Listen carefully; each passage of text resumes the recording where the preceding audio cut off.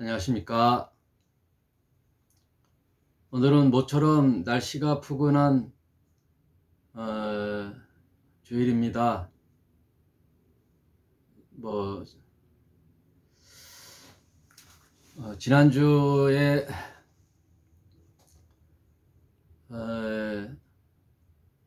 제가 또 공사를 시작해서 한 주간 또 육체적 노동으로 좀 힘들어서 눈이 좀 퉁퉁 부었네요.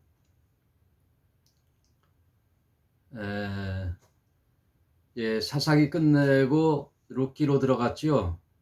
룻기 오늘로 보강 강의를 하고 다음 주간에는 사무엘 상하로 이제 들어가겠습니다. 사무엘 선지자는 사사 시대와 왕정 시대를 잇는 이제 어떻게 보면 마지막 사사지요. 그래서 이 오늘 할 룻기서는 사사 시대와 왕정 시대의 사이에 낀 이방 여인 룻에 대한 짧은 이야기죠. 룻기. 그래서 유대인들은 절기마다 그 성경 토라나 성경 그 구약, 우리는 구약이라고 하지만 유대인들은 신약 성서가 없기 때문에 구약 성경, 신약 성경 이런 구분이 없죠. 그래서 타나크라고 하고 이스라엘도 남유다와 북이스라엘이 있잖아요. 이스라엘이 솔로몬 때 나라가 이제 분단되는데 BC 722년경에 남유다와 북이스라엘로 이제 나눠지고 북이스라엘이 722년경에 먼저 멸망하고 남유다는 좀 더 지나서 BC 586년경에 멸망을 당하죠. 그래서 바벨론 포로로 돌아가 70년의 그 식민지 생활, 포로 생활을 약 70년간 하죠. 그 70년의 세월도 다 이제 이유가 있다 그랬죠. 그래서 이제 바벨론 포로에서 돌아와 성전을 재건하고 민족의 계몽 정신, 또 이제 교육 제도, 왜 우리가 하나님의 백성으로서 이방인의 포로로 잡혀갔는가 라는 것을 심각히 고민하고 생각해 볼 때 리더들이, 지도자들이, 특히 에스라라는 학사가 율법의 교육, 우리가 하나님 말씀을 잃어버렸기 때문이다 생각하고 이제 율법 강화, 약 100년의 계획으로 율법 교육을 이제 세우죠. 그때 이제 이런 기록들이 이제 성경이라는 것들을 이렇게 이제 수집을 하는 거예요. 그래서 북이스라엘이라는 그 사마리아 땅에는 성경을 모세 오경을 중심으로, 그리고 남유다는 이제 모세 오경과 더불어 그 다윗 왕조의 계열의 역사적 기록들을 이렇게 정경으로, 이제 성경 자기네 경전으로 가르치는 거죠. 그래서 이제 후대에 기록된 것을 보면 알 수 있어요. 그래서 성경, 우리 기독교로 보면은 구약 성경이라고 할 수 있죠. 신약 성경을 텍스트로 할 때 옛 율법이니까 구약이라고 하는 거예요. 옛 언약, 그리고 예수님이 오셔서 하신 새 언약, 이렇게 구분이 되니까 이스라엘의 그 경전인 모세오경과 다윗 왕조의 계열로 쓴 구약 성경을 이제 구약이라고 하는 거죠. 근데 유대인들은 신약 구약이 없고 타나크라는 자신의 경전이 있는 거예요. 그래서 볼 때 이제 사사기나 룻기 이런 데도 보면은 역사가 한참 흐른 후에 후대에 기록했던 것을 볼 수가 있죠. 이제 구전들로 모았던 것들을 이렇게 모아가지고 교육을 하려 그러니까 텍스트북이 있어야 되잖아요. 교재. 그러려니까 이제 그런 작업을 했는데, 사사기에서도 보면 이제 말해 보면은 그때에는 하고 이렇게 그 당시의 일들을 현대에 와서 이제 기록하는 걸 볼 수가 있죠. 그러니까 그 사사기나 룻기, 사무엘 상하 이런 역사적 기록들의 이야기들이 그때 이렇게 기록한 게 아니에요. 후대에 기록했다라는 것을 이제 인식하라는 거죠. 그렇게 인식하시고, 룻기는 사사기 시대와 왕정 시대의 사이에 기록한 것으로 봤을 때 왜 이런 얘기를 하느냐? 그 룻기를 거기다 넣는 이유가 있다는 거예요. 여러분, 그 바벨론 포로에서 돌아와 이스라엘 백성들, 유대 민족을 다시 율법의 강화로 교육을 할 때 보면 그런 사상들이 이제 배어 있잖아요. 그 당시에. 그러니까 바벨론 포로에서 돌아온 이스라엘 백성들은 어때요? 하나님이 택한 백성, 하나님과 계약 맺은 우리가 왜 이런 이방의 치욕을 당하며 모욕적인 세월을 살았는가를 이제 고민 안 할 수가 없지요. 그러면서 생겼던 사상이 뭐예요? 더 강력한 선민 사상이 강화됐지요.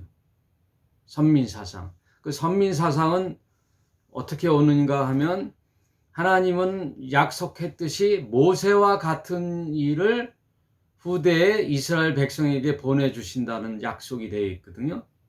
그리고 후대의 이스라엘 백성들에게는 가장 찬란했던 자신의 조상들의 역사를 볼 때 어느 시대가 가장 강력한 나라였고 찬란한 시대를 풍미하였는가? 다윗 시대였거든요. 다윗 왕.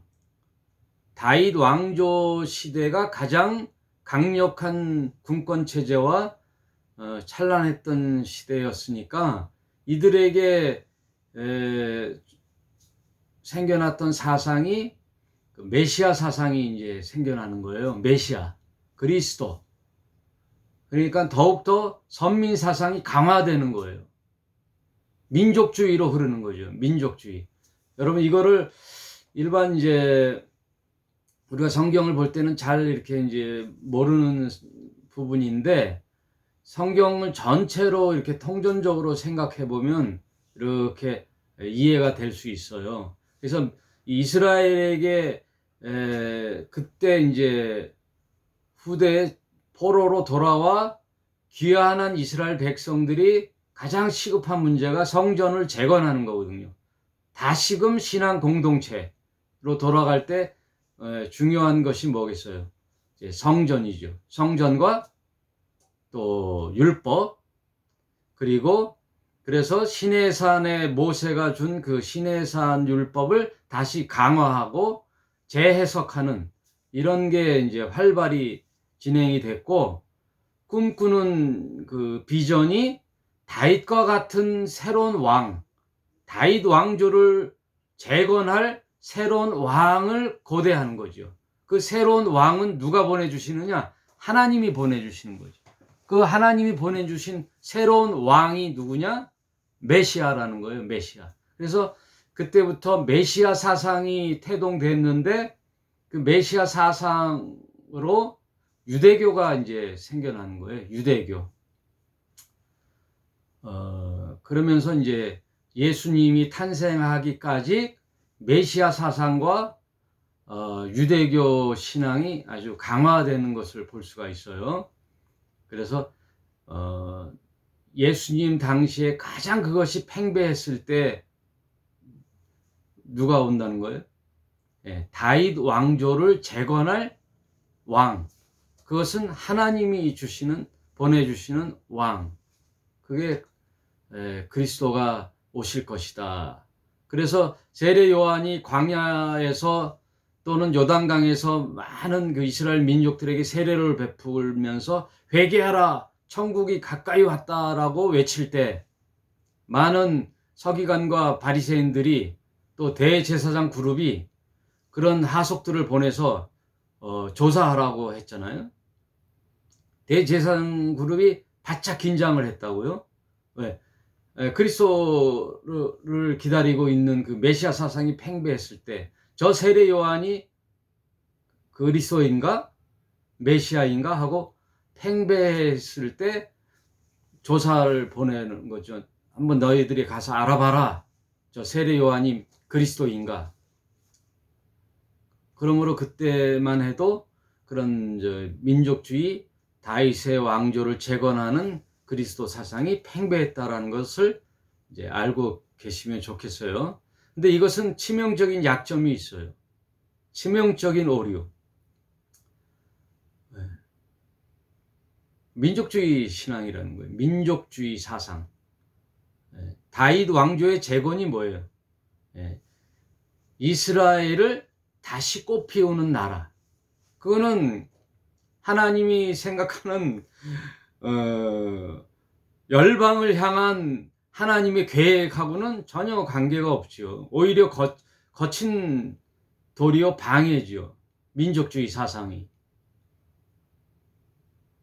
하나님이 뭐 이스라엘 백성의 하나님만 되나요?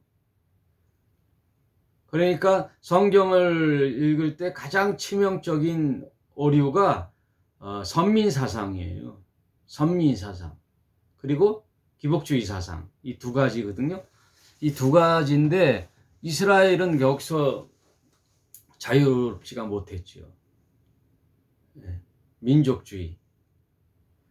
오늘날도 기독교가 저는 신유대주의 사상이라고 그러거든요. 제가 볼 때는 기독교 중에 이 개신교가 옛날 그 예수님이 오실 그 암울했던 유대교의 선민 사상으로 쩔어 있던 이스라엘 백성과 똑같은 그런 시대와 사상이 팽배해 있어요.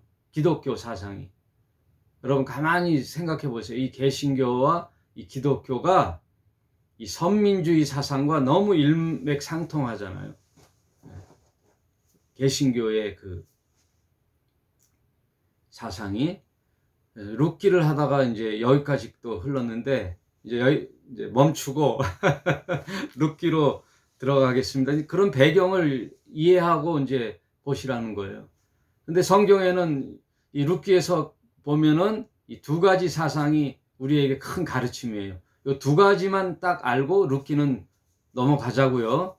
다음 주에 이제 사무엘상하러 가는데 룻기의 두 가지 사상은 기업을 물을 자가 나와요.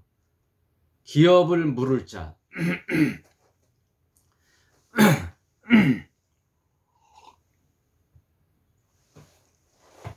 여러분 룻기를 쭉 읽다 보면 이제 기업을 물을 자라는 단어가 나오는데 이 이스라엘에는 이 기업을 물을 자라는 이야기가 이제 레위기에서부터 나오는데 그 제도로 이제 이렇게 정착이 됐거든요. 기업을 물을 자. 그거는 이제 고엘 제도라 그래요. 이스라엘에는 고엘 제도가 있어요. 이 고엘 제도라는 말은 기업을 물을 자라는 그 히브리어 말에 가알이라고 있어요. 기업을 묻다라는 게 가알이라는 히브리어 언어에 이게 고엘 제도로 이제 발전이 돼요. 이 고엘 제도, 이 기업을 묻는 제도는 뭐냐면, 그 고대는 이스라엘은 이 신앙 공동체이면서 친족 공동체잖아요. 친족 가족 공동체. 그래서 같은 지파나 그 이스라엘 민족 중에 가난한 친척이 있으면 그 가난 때문에 땅도 팔고 자신도 파는 그런 일들이 벌어지거든요. 고대 사회에는. 그러면 그것을 누가 다시 그걸 찾느냐? 가까운 친족이 찾아야 돼요. 그런 의무가 있어요. 그게 레위기에 나와요. 일단 그 신명기 25장 5절에 그런 내용이 있고, 레위기에도 보면은 내 가까운 친족 중에 가난해지거나 그래서 땅을 팔거나 노예로 간 자들, 이런 자들은 그 친족 중에 좀 부유하고 또 본인이 자원하는 마음으로 그들에게 다시 그 땅이나 몸값을 지불하는, 대신 갚아주는 제도. 그래서 이 가알이라는 말이 되찾다, 대신 지불하다, 구속하다라는 의미가 있어요. 고엘 제도가 다시 찾다, 되갚아주다, 구속하다, 이런 의미가 있어요. 그래서 가난한 친족의 빚을 갚아주고 다시 되찾아 그 친족에게 그 땅을 돌려주는 제도. 그것은 자신뿐만 아니라 자신도 그런 어려운 일을 당했을 때는 가까운 친족에게 도움을 받을 수 있는 거예요. 이게 보면은 이제 상부상조하는 거죠. 우리나라에도 그런 게 있죠. 개, 향약 뭐 이런 것들이 좀 의미는 다르지만 그 고대 친족 공동체에는 이런 제도가 있었고, 특별히 성경의 이스라엘에게는 이게 엄청나게 강화되고 하나님이 율법으로 이런 명령을 하셨죠. 그럼 고엘 제도는 또 두 가지 의미가 있어요. 하나는 가난했을 때 그 땅을 다시 되찾아 그 친족에게 주는 거, 그리고 노예로 갔을 때 그 노예를 해방시켜주는, 그래서 친족을 되사오는 자유를 주는 제도. 그 다음 친족 중에 자녀가 없이 죽었을 경우 그 아내를 친족 중에 한 사람이 아내로 맞는 거예요. 아내로. 그게 이제 고엘 제도예요. 그게 이제 대충 설명을 했는데 이해가 되시죠? 그러면 이제 룻을 한번, 룻기에 나오는 그 고엘 제도를 한번 생각해 볼게요. 원래 엘리멜렉이라는 아버지가 있었고 남편이 있었고, 그 나오미가 이제 부부잖아요. 근데 베들레헴에 기근이 와서, 흉년이 와서 멀리 그 이방 땅인 모압 땅으로 이제 이주를 했잖아요. 그때 간 가족이 엘리멜렉과 나오미, 그리고 두 아들, 이렇게 모압 땅으로 갔거든요. 베들레헴에서 모압 땅으로. 근데 모압은 이방인의 나라잖아요. 이방 지역인데 거기서 10년을 사는 동안에 아버지인 엘리멜렉은 죽고, 시어머니 이제 나오미하고 두 아들이 있었는데 두 아들이 그 모압 땅의 이방 여인과 이제 결혼을 했어요. 그리고 이제 살다가 보니까 또 두 아들이 또 죽었어요. 두 아들도 죽고 나니까 이방 땅에 떨렁 이 나오미하고 두 자부, 며느리가 남게 됐죠.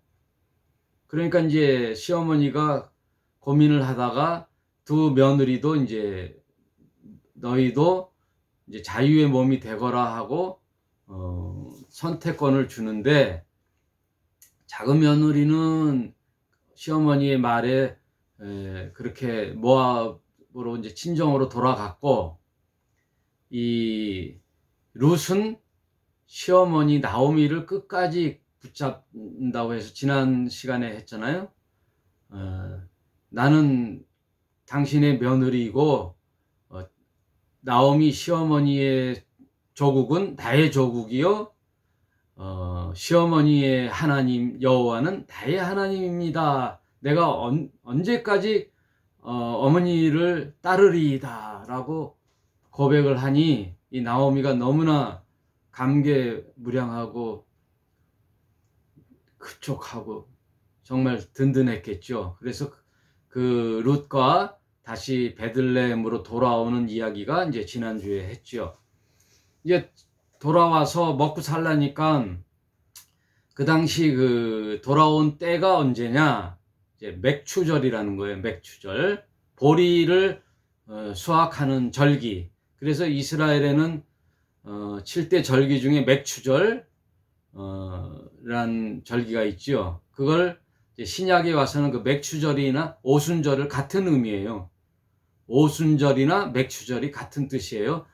보리를 수확한다 그래서 맥추절이고, 6월절이 지난 후 50일째 된다 그래서 이제 오순절이라 그래요. 근데 오순절의 중요한 절기의 의미는 그 신약 성경에서는 성령이 이 땅에 내려와 교회가 태동되는 시작, 그게 오순절이잖아요. 성령의 강림이 오순절. 그래서 사도행전 2장에 오순절날 이미 이름에 성령이 내려와 혀가 불에 갈라지듯 바람이 또 임하듯 성령이 임재, 오순절날 마가의 다락방에 모인 120명의 제자들에게 임한 성령, 그 절기가 오순절이잖아요. 그건 굉장한 의미가 있어요. 그 의미를 설명할 차후에 하기로 하고요. 마침 룻이 나락을 주스러, 추수하다 남는 이삭을 주스러 이제 먹고 살라고 하니까, 시어머니랑 먹고 살라고 하니까 이제 이삭을 주스러 갔는데, 이스라엘에는 고아와 가부와 나그네를 위하여 다 추수하는 게 아니에요. 이렇게 듬성듬성 추수하고 이제 이삭도 떨어뜨리고 이런 게 율법에 있어요. 레위기에 너희는 추수할 때 고아와 가부와 나그네를 위하여 다 추수하지 말고, 정확하게 말해서 이제 네모난 밭이 있잖아요. 네모난 밭이 있으면, 논이나 밭이 있으면 네 구퉁이는 추수를 하지 않는 거예요. 네 구퉁이. 딱 사각형의 밭이 있으면 추수를 하는데, 네 구퉁이는 그냥 놔두는 거예요. 왜냐하면 그거는 고아와 가부와 나그네가 그 땅 주인이 다 추수하고 나갔을 때 떨어졌던 이삭을 줍고 네 구퉁이의 것을 추수해서 먹고 사는, 그러니까 가난하고 약한 이 시대에 참 어려운 자들을 위하여 배려하는 하나님의 지혜예요. 고아와 가부와 나그네. 하나님 이스라엘 백성에게 이런 제도를 만들어 주셨어요. 그런데 마침 룻이 가서 이삭을 줍는 그 맥추절에 그 땅이 어디냐? 보아스라는 사람이 이제 남자가 등장해요. 베들레헴의 이제 유력한 자지요. 넉넉하고 임신이 이제 인품이 좋은 그 보아스의 땅에 가서 이제 추수를 이렇게 이삭을 줍는 룻. 근데 거기서 이제 사건이 일어나는 거죠. 남녀가 딱 이제 만난 거죠. 예. 룻이 그 모압 땅에서 돌아온 이야기를 보아스가 들어서 알고 있죠. 자신의 그 종들에게 저 소녀가 누구냐고 물으니까 그 모압 땅에서 나오미와 온 며느리 룻입니다라고 했더니 이미 보아스가 그 룻에 대한 이야기를 들은 터라 마음이 좀 있었죠. 참 아름다운 품성의 며느리잖아요. 그리고 룻도 이제 보아스라는 자의 땅에서 추수를 줍고 가서 시어머니하고 얘기하니까 자기에게 선대를 해주는 보아스에 대해서 좋은 이미지가 있는 거예요. 룻도 저분은 참 배려심이 좋고 나를 선대해 주는구나 하고 보아스에게 좀 마음이 있었고, 보아스도 역시 룻의 매력을 느끼고 있었는데, 근데 마침 나오미가 그러는 거예요. 이스라엘에는 그 고멜 제도, 친족 중에 남편이 죽은 아내를 다시 결혼하는 제도, 그 제도가 있다 그랬잖아요. 그리고 형사치수라는 제도가 있죠. 신약에서도 보면은 칠형제가 있는데 라고 이제 예수님께 여쭤보잖아요. 어떤 자가 라피어, 칠형제 중에 마지가 결혼을 했는데 죽었어요. 그러니까 예를 들어 이제 가상으로 질문을 하는 거예요.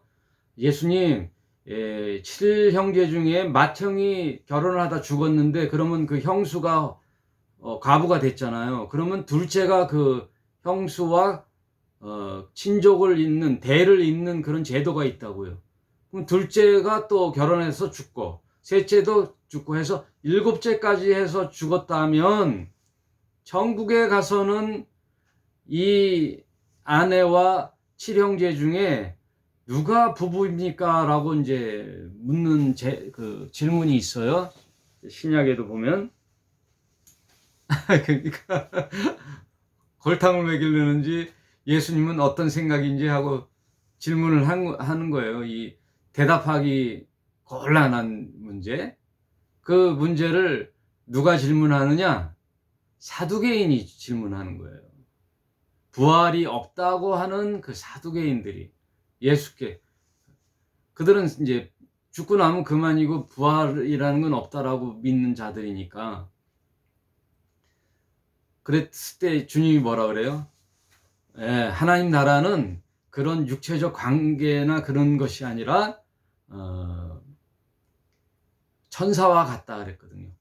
하나님 나라는 천사와 같다.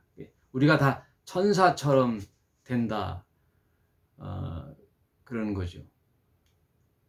그런 것처럼 이스라엘은 형사치수 제도, 그리고 구약에는 고엘 제도, 가난하게 된 친족을 해방을 시켜주고 종이 된 친족을 자유를 되찾아주고 또 과부가 된 자에게 다시 결혼할 수 있는 그런 기업을 물을 자라고 하는 제도가 있는 거예요. 근데 이거는 강제 제도가 아니에요. 본인이 원할 때, 그리고 그 사람이 좀 능력이 있어야 했을 때 그런 고엘 제도가 적용이 되는 거예요. 제가 마음에도 없는데 하는 그런 강제 제도가 아니죠. 의무지만은, 책임이지만은 자기 본인이 자원했을 때 가능하다. 그래서 보아스를 기업을 물을 자라고 이제 나오잖아요. 룻이 기업을 물을 자다. 나오미가 가르쳐 주죠. 우리 친족 중에 보아스가 있다. 그러나 보아스보다 앞선 자가 있다. 그게 이제 어디에 나오냐면 룻기 4장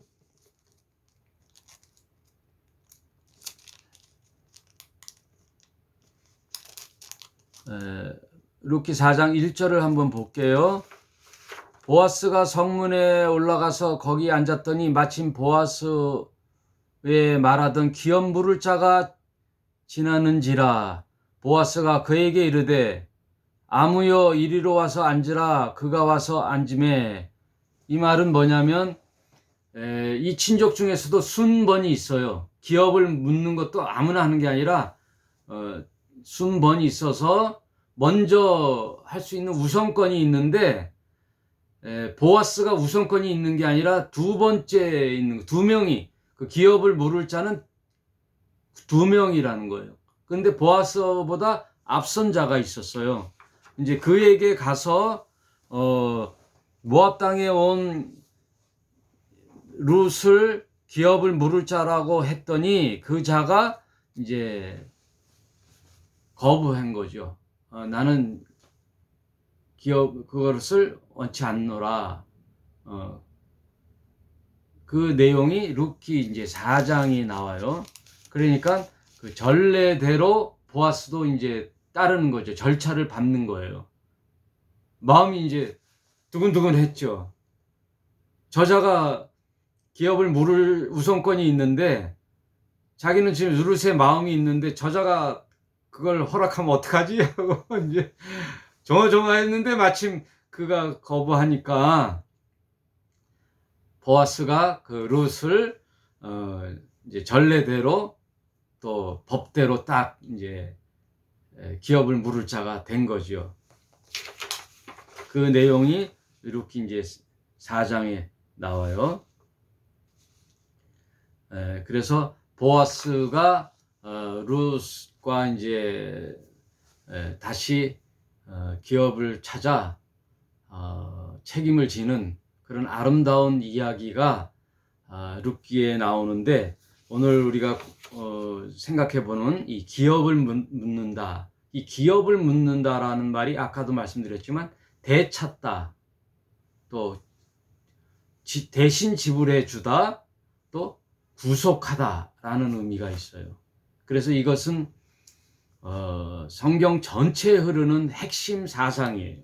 이 고엘 제도가 성경 전체를 흐르는 리뎀션이라고 그러거든요. 리뎀션. 이것은 대신 값을 지불하여 찾아오다라는 뜻이에요. 전에도 제가 말씀드렸지만 아버지가 집 나간 딸을 전국 방방곡곡을 다니면서 수소문해서 찾아냈는데 이 딸이 도시에서 사기를 당하고 결국 저기 시골 선창가에 술집에 팔려갔다. 그랬을 때 그 아버지가 그 집을 찾아내어 그 딸의 몸값을 지불하고 그 딸을 찾아오는 그 제도가